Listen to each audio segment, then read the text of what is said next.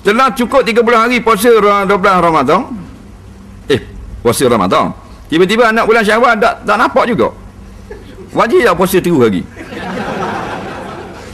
Kemudian puasa atau raya, tengok pada 29 tak nampak, 30 tak nampak juga. Jawabnya 30 orang tak tengok dah. Orang suruh tengok pada 29. Yang bagi tengok 30 tu jom dia. Faham tak? Kerana bulan paling lama 30. Faham? Ia tak ada 31.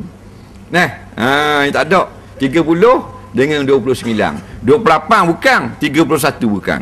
Jadi kalau 29 tak nampak, maka sempurnakan bulan jadi 30. Nak 30 tak nampak gak tengok orang tak suruh tengok. Orang suruh tengok 29. Kerana 30 tak payah tengok, pasal esok garanti 1.